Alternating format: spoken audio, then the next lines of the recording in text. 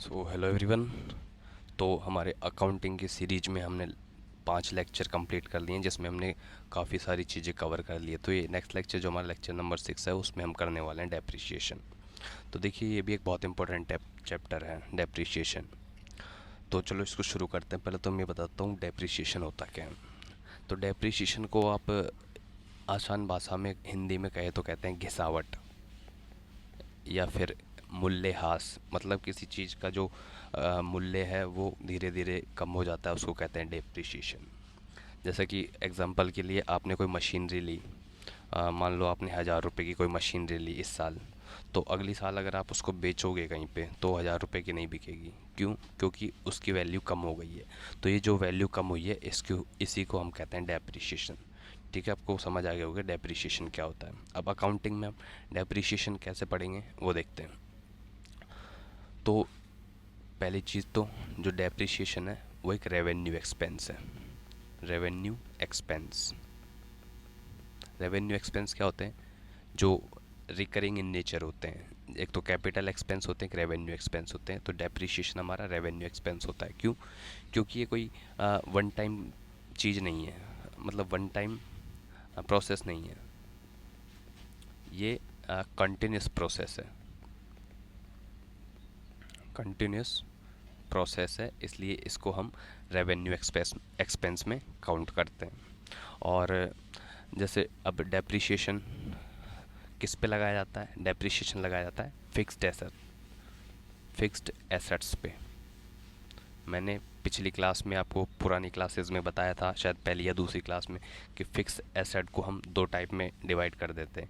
एक तो होता है टेंजिबल टेंजिबल और दूसरा होता है इंटेंजिबल इंटेंजिबल। टेंजिबल क्या होता है? जिनको हम देख सकते हैं, छू सकते हैं। इंटेंजिबल क्या होता है? जिनको हम देख नहीं सकते, छू नहीं सकते। इसके एग्जांपल मैंने दिए थे, जैसे कि टेंजिबल का हो गया मशीनरी, हो गया मशीनरी।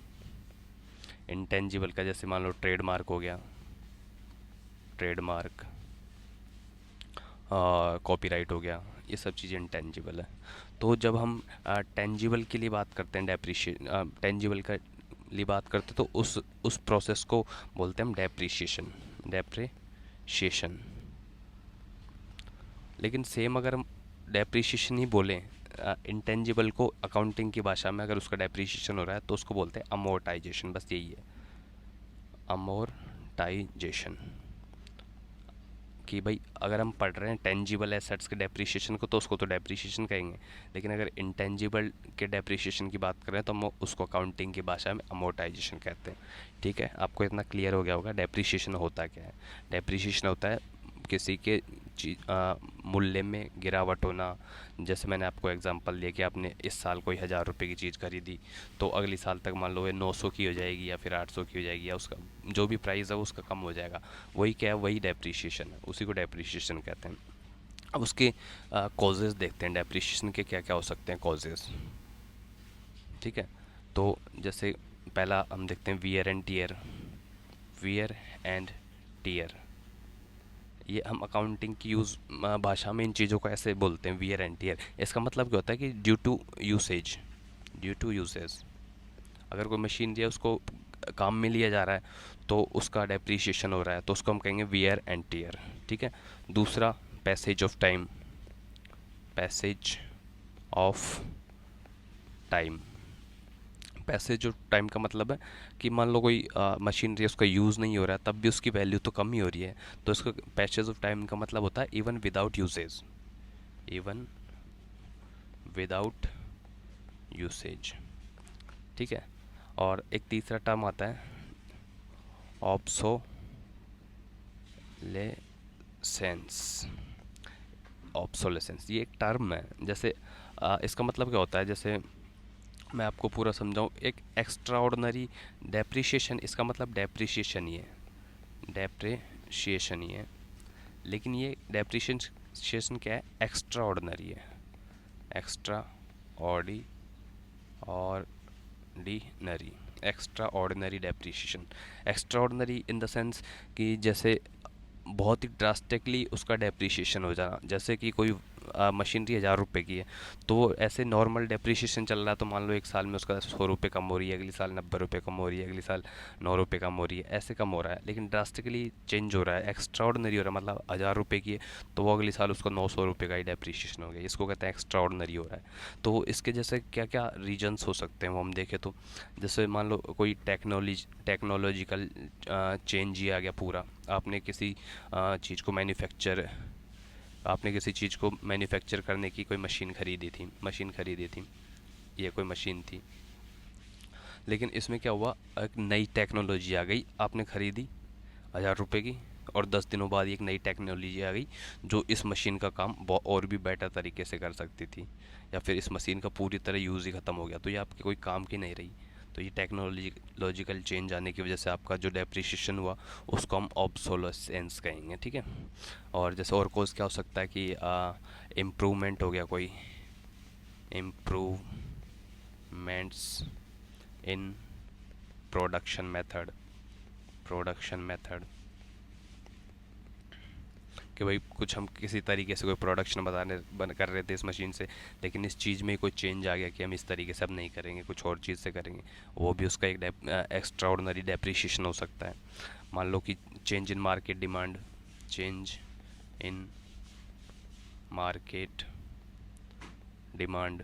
मार्केट में जो आप चीज़ जिस मशीन से इस मशीन से कोई चीज़ बना रहे थे उसकी डिमांड ही ख़त्म हो गई, या कुछ और नई चीज़ आ गई उस चीज़ की डिमांड है मार्केट में और ये मशीन बना नहीं सकती, तो ये मशीन कोई काम की नहीं, तो ये भी एक्स्ट्रा ऑर्डनरी एक डेप्रिसिएशन हो गया। मान लो अर्थक्वेक आ गया तो आपकी पूरी मशीन ही गड्ढे में गिर गई, ख़त्म हो गई, टूट गई, तो भी आपको वो जो डेप्रिसिएशन हुआ तो वो एक्स्ट्रा ऑर्डनरी डेप्रिसिएशन हुआ, तो उसको क्या क्या कह देंगे, ऑब्सोलेसेंस कहेंगे, ठीक है। एक कॉज ये था जो मैंने ऑब्सोलेसेंस बता दिया आपको। चौथा, कोई एक्सीडेंट, आप मान लो एक्सीडेंट हो गया, आपकी मशीन के ऊपर कुछ गिर गया, वो टूट गई, ख़राब हो गई। और जो पांचवा हो जाएगा, जैसे एग्जॉस्शन बोल देते हैं ना, कि जैसे अब इसको यूज़ करते हैं नेचुरल रिसोर्सेज के लिए, नेचुरल रिसोर्सेज के लिए। साथ में एक और चीज़ बताऊंगा, चलो। नेचुरल रिसोर्स का मतलब, जैसे आपके पास कोई माइन है, आप इसमें से धीरे धीरे, कोई मान लो आपके पास कोयले की माइन है, आप इसमें से धीरे धीरे कोयला निकाल रहे हो, तो एक टाइम पे आके कम होता जा रहा है, तो इसका मतलब इसकी वैल्यू कम होती जा रही है, ये भी डेप्रिसिएशन होता जा रहा है, डेप्रिसिएशन होता जा रहा है। लेकिन जो नेचुरल रिसोर्सेज है, नेचुरल रिसोर्सेज है, उनका जो डेप्रिसिएशन होता है उसको हम जो अकाउंटिंग की भाषा में क्या कहते हैं, उस डेप्रिसिएशन को डेप्लेशन कहते हैं, डेप्लेशन, ये आपको याद रखना है, ठीक है। मैं यहाँ पे बता रहा था लेकिन दिमाग से निकल गया, लेकिन ठीक है, आप बता दिया कि जैसे यहाँ पे टेंजिबल के लिए तो हम कहते हैं डेप्रिसिएशन, इंटेंजिबल के लिए अमोर्टाइजेशन कहते हैं, ऐसे ही अगर नेचुरल रिसोर्सेज का डेप्रिसिएशन होता है तो उसको डेप्लेशन कहते हैं, डेप्लेशन, ठीक है। इतना सब कुछ क्लियर हो गया होगा। चलो आगे। और साथ में एक जो डेप्रिसिएशन है वो क्या है, नॉन कैश एक्सपेंस है। रेवेन्यू एक्सपेंस तो है ही, लेकिन नॉन कैश एक्सपेंस है, क्योंकि जो ये है नॉन कैश एक्सपेंस है, लेकिन इसको क्या है, चार्ज किया जाता है प्रॉफिट एंड लॉस अकाउंट में। वो कैसे करते हैं हम आगे देखेंगे। प्रॉफिट एंड लॉस अकाउंट में इसको चार्ज किया जाता है कि एक देखो इसमें क्या हो रहा है, कोई पैसे का कोई ट्रांजेक्शन वगैरह तो हो नहीं रहा, लेकिन एक्चुअल में पैसे की तो वैल्यू कम हो रही है, तो एक नॉन कैश एक्सपेंस तो है कि हम कोई चीज़ खर्च तो नहीं कर रहे, लेकिन वो ऑटोमेटिक वो खर्च हो रही है, एक तरीके से उस चीज़ की वैल्यू कम होती जा रही है, तो वो एक खर्च ही हो गया हमारे लिए। तो ये प्रॉफिट एंड लॉस अकाउंट में इसको दिखाया जाता है। क्यों दिखाया जाता है? टू शो करेक्ट प्रॉफिट और loss, correct profit and loss, ठीक है। आपको इतना क्लियर होगा। और देखो एक टर्म होती है book value. Book value, book value क्या होती है? जो वैल्यू होती है किसमें? बुक्स ऑफ अकाउंट्स में। बुक्स ऑफ अकाउंट्स में जो वैल्यू होती है उसको बुक वैल्यू कहते हैं। इसका फॉर्मूला क्या होता है बुक वैल्यू का? जो भी एक्चुअल प्राइस है उसमें से हम डेप्रिसिएशन हटा दें, माइनस कर दें डेप्रिसिएशन, तो वो उसकी बुक वैल्यू आ जाती है। इसका फॉर्मूला होता है, ठीक है। ठीक है। और जो ये डेप्रिसिएशन है ये जो हमारा शेड्यूल सेकंड है, schedule second of companies act, companies act 2013, इसमें दे रखा है कि किस चीज़ पे कितना डेप्रिसिएशन लगता है। इन चीज़ों के बारे में शेड्यूल सेकंड में दे रखा है कंपनीज एक्ट में। जैसे परसेंटेज टर्म में दे रखा है, इनकम टैक्स में भी अलग अलग डेप्रिसिएशन चलते हैं, वो दे रखा है। तो आपका एक क्वेश्चन मैं पूछता हूँ, बस शेड्यूल थर्ड में क्या दे रखा है। आपने अगर पुरानी क्लास देखी होगी तो आपको पता होगा शेड्यूल थर्ड में, कंपनीज एक्ट के शेड्यूल थर्ड में क्या दे रखा है। वो कमेंट करके बताना क्या आपने पढ़ा है कि नहीं, देखता हूँ मैं। ठीक है, तो इतना आपको क्लियर हो गया। अब देखो ऑब्जेक्टिव्स देखते हैं हम डेप्रिसिएशन के, क्यों हम डेप्रिसिएशन कैलकुलेट करते हैं। एक तो मैचिंग कॉस्ट एंड रेवेन्यू, कि भाई आपने जो मशीनरी खरीदी थी उसकी कुछ कॉस्ट आज कुछ और है, कल को कुछ और होगी। तो आपको इसको अपने बुक्स अकाउंट्स में दिखाना पड़ेगा कि हमको एक अगले साल मान लो पूरी वो मशीन ख़त्म हो रही है, कोई आपको दूसरी मशीन चाहिए, तो आपको इस मशीन की कॉस्ट को आपको वहीं दिखाना पड़ेगा ना। तो आपका जो कॉस्ट और रेवेन्यू से अफेक्ट हो रहा है इस मशीन की वजह से, उस डेप्रीशिएशन की वजह से, क्योंकि अगर डेप्रीशिएशन नहीं हुआ होता तो ये कॉस्ट आपको दूसरी मशीन खरीदने की ज़रूरत नहीं पड़ रही, और अब आपको दूसरी मशीन खरीदने की ज़रूरत पड़ रही है क्योंकि डेप्रीशिएशन हुआ है। तो इसमें मैचिंग कॉस्ट एंड रेवेन्यू भी इसका ऑब्जेक्टिव है। आपका जो फाइनेंशियल पोजीशन है, जो आपका करंट वैल्यू है, उसकी भी आपको पता लगता है डेप्रीशिएशन निकालने से। तो क्या हो गया, true financial position and current value, ये इसका भी डेप्रीशिएशन का ऑब्जेक्टिव है। अब मान लो फंड्स ऑफ रिप्लेसमेंट, आपको कोई नई मशीन चाहिए, उसको रिपेयर करवाना, तो उसके लिए फंड्स चाहिए, तो आप डेप्रीशिएशन दिखा रहे हो, तभी तो पता लगेगा कि आपको अब नई मशीन के लिए पैसे चाहिए। ठीक है, तो और आपको कोई आप वस्तु बना रहे हो, कोई भी सामान बना रहे हो, तो उसका कॉस्ट ऑफ प्रोडक्शन क्या आ रहा है, कॉस्ट ऑफ प्रोडक्शन, वो भी डेप्रीशिएशन को ऐड करके ही पता लगेगा कि हमारी मशीन कितनी गिरावट हो रही है। तो आप कोई वस्तु बना रहे हो, मान लो इसका रॉ मटेरियल वगैरह, लेबर वगैरह मिला के सब आप 10 रुपये लगा रहे हो, और साथ में मशीन भी तो यूज़ हो रही है। तो मान लो 2 रुपये की मशीन घिस भी तो रही है, तो 12 रुपये इसकी कॉस्ट हो जाएगी, ये 10 रुपये थोड़ी होगी। तो इससे आपको जो कॉस्ट है प्रोडक्शन का वो भी पता लग रहा है। ठीक है, तो ये हमारे कुछ ऑब्जेक्टिव्स हो गए। अब देखते हैं हम important factors of computing depreciation, important factors of computing depreciation. ठीक है, ये वाला देखते हैं। तो हम डेप्रिसिएशन कंप्यूट कर रहे हैं, तो इससे क्या निकलेगा, एस्टिमेटेड यूज़फुल लाइफ किसी मशीन की, मान लो कितनी एस्टिमेटेड यूज़फुल लाइफ है मशीन की, जगह हम ऑफ द एसेट लिख देते हैं। ऑफ द एसेट, किसी एसेट की, मशीन ही भी तो एक एसेट ही है, तो किसी एसेट की एस्टिमेटेड यूज़फुल लाइफ कितनी है, हमको उसको ध्यान रखना चाहिए इसको कंप्यूट करते टाइम डेप्रिसिएशन को। तो उसकी हिस्टोरिकल कॉस्ट क्या रही है, हिस्टोरिकल कॉस्ट ऑफ एसेट, इसको भी हमको ध्यान रखना चाहिए कंप्यूट करते टाइम। और एस्टिमेटेड रेजिडुअल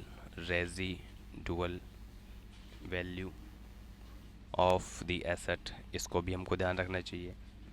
रेजिडुअल वैल्यू क्या होती है, जो भी उसकी बची हुई ज़िंदगी है मशीन की या एसेट की, उसको भी हमको ध्यान रखना चाहिए। ठीक है, तो ये डेप्रिसिएशन के बारे में सब कुछ हो गया। तो अब हम मेथड्स देखते हैं, डेप्रिसिएशन मेथड्स क्या होते हैं। डेप्रिसिएशन मेथड्स देखते हैं हम डेप्रिसिएशन के। तो देखिए मैं आपको 7 तरीके के मेथड्स बताऊंगा, लेकिन उसमें हमारे लिए स्टार्टिंग के 2 यूज़फुल है। पहला है स्ट्रेट लाइन मेथड, जिसको SLV कह देते हैं। दूसरा है WDV, इसको कहते हैं रिटर्न डाउन वैल्यू। जो हमारा इनकम टैक्स है, इनकम टैक्स उसमें इसी को यूज़ करते हैं, WD मेथड को। और इसमें साथ में इसका दूसरा नाम क्या देते हैं, रेड्यूसिंग वैल्यू मेथड। ठीक है, दो ये हो गए। तीसरा sum of years method, sum of years method. Fourth machine hour method. Fifth production production unit method. Sixth एक डेप्लेशन मेथड, ये किसके लिए यूज़ होगा, नेचुरल रिसोर्सेज के लिए यूज़ होगा ये वाला। Seventh annuity method. ये टाइप्स ऑफ कैलकुलेटिंग डेप्रीशिएशंस है, जो कौन कौन से, straight line method, SLV, WD V method, return down value method, sum of years method, machine hour method, production unit method, depletion method, annuity method. अब ये सारे हमारे जो EPFO का हमारा एग्ज़ाम है उसके लिए रिलेवेंट नहीं है, हमको पढ़ने सिर्फ स्ट्रेट लाइन मेथड और रिटर्न डाउन वैल्यू मेथड, और इनकम टैक्स में भी इसी को यूज़ लिया जाता है, तो हमको इसको भी देखना है। वैसे तो SLV ही हमको पढ़ना था, लेकिन रिटर्न डाउन वैल्यू मेथड भी पढ़ेंगे क्योंकि इनकम टैक्स में इसको यूज़ किया जाता है। और ये हमारे कोई काम के नहीं है, बस आपको पता होना चाहिए कैसे कैसे मेथड होते हैं। तो पहला हम स्टार्ट करते हैं SLV method. SLV method, SLV method क्या कहते हैं, इसका पहले फॉर्मूला देखते हैं हम। SLV मेथड का फॉर्मूला देखो, कॉस्ट ऑफ एसेट में से हम माइनस करेंगे रेजिडुअल वैल्यू, या इसको हम स्क्रैप वैल्यू भी कह देते हैं, स्क्रैप वैल्यू। ठीक है, मतलब जो बची हुई लाइफ है, वैल्यू है मशीन की। मशीन ही, आप एक बार के लिए इसको सब चीज़ें याद रखो कि हम मशीन के लिए कैलकुलेट करें, हमने कोई मशीन ली है तो हम उसका डेप्रीशिएशन निकाल रहे हैं, तो हमारे कुछ कॉस्ट आई होगी, उसमें कुछ उसकी रेजिडुअल वैल्यू बची होगी।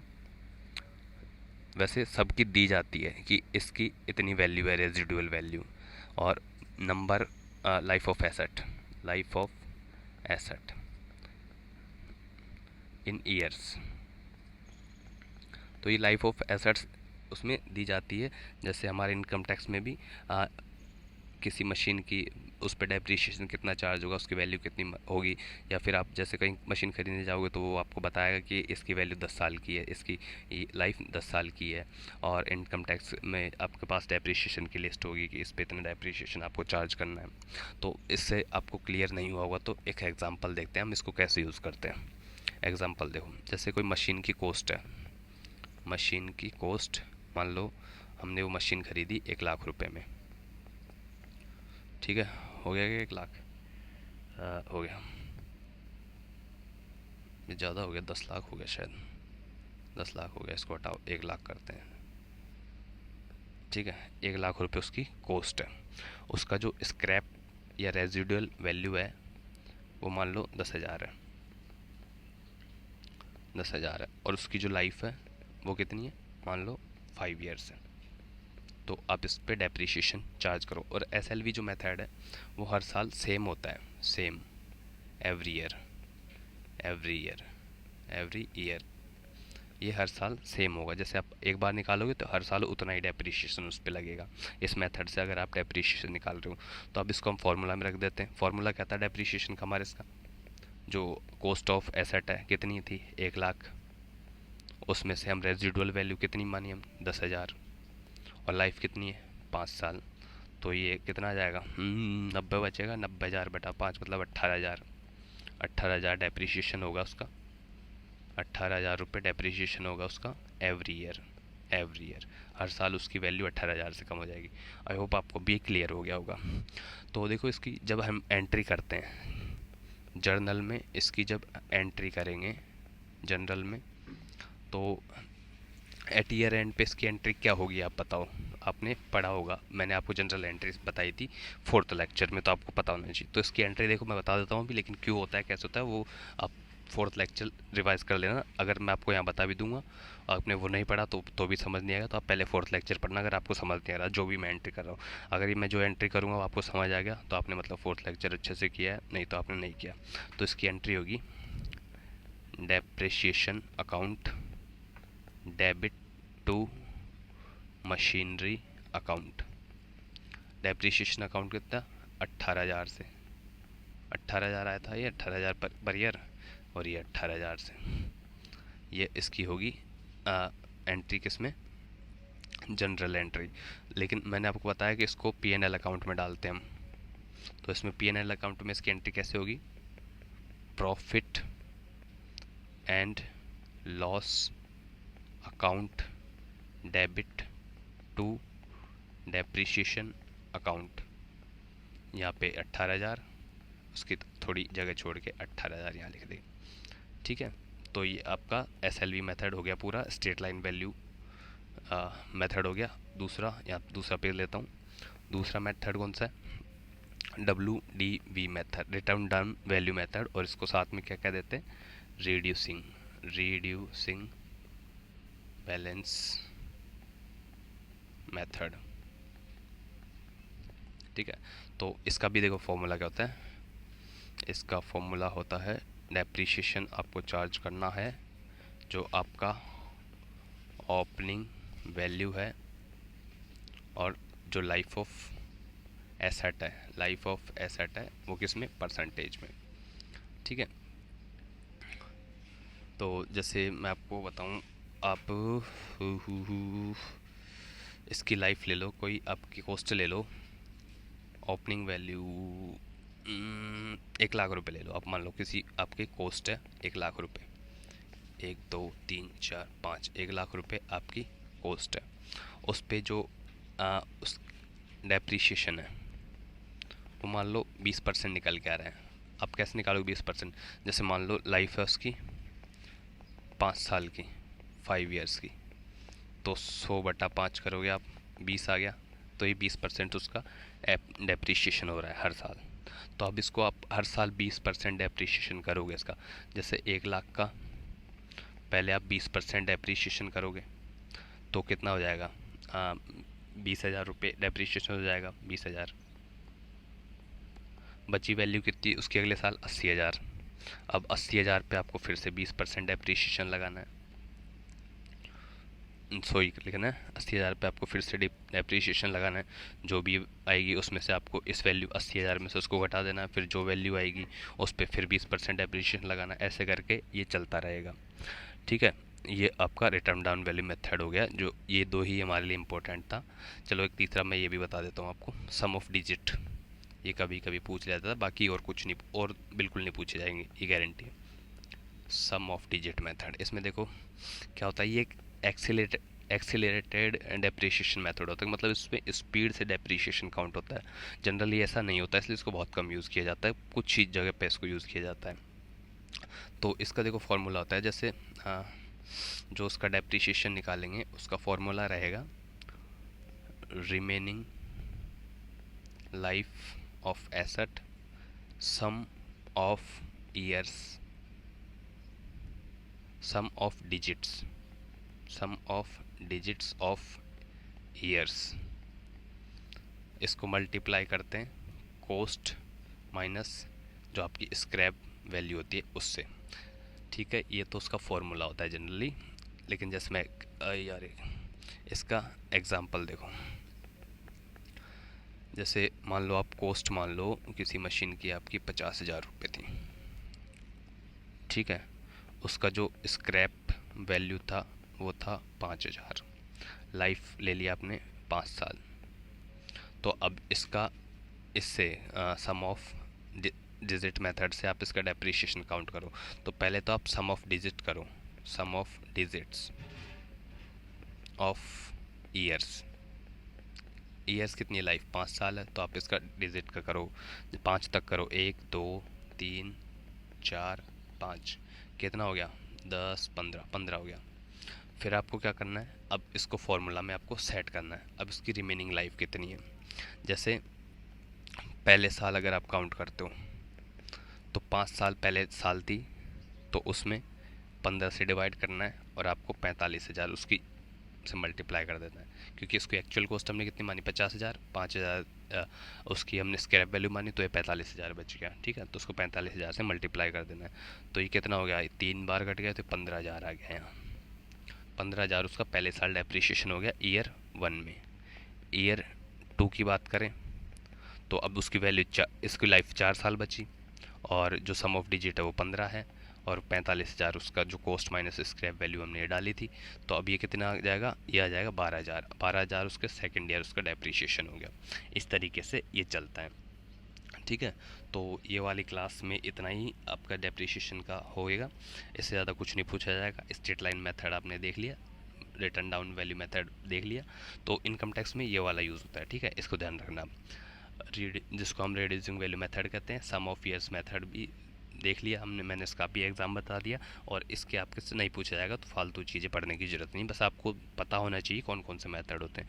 मशीन आवर मेथड भी होता है, प्रोडक्शन यूनिट मेथड भी होता है, डेप्लेशन मेथड भी होता है, एन्युटी मेथड होता है, और साथ में ये इंपॉर्टेंट है। जो अगर आपको समझ नहीं आया तो आप लेक्चर 4 तक देखना, नहीं देखोगे तो यहाँ भी समझ आपको नहीं आएगा। ठीक है, कि उसकी जनरल एंट्री कैसे की जाती है।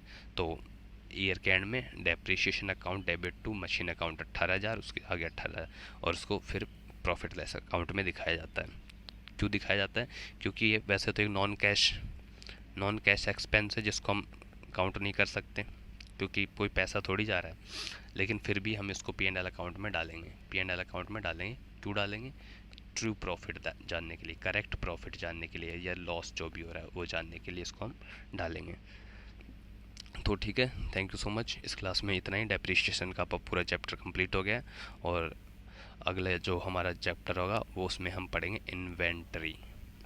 इन्वेंटरी के मेथड्स पढ़ेंगे, काउंट के, और कैसे क्या किया जाता है, जिससे एक सवाल पक्का आएगा।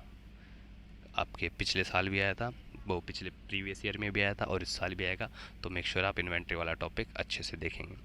तो thank you so much and जय हिंद।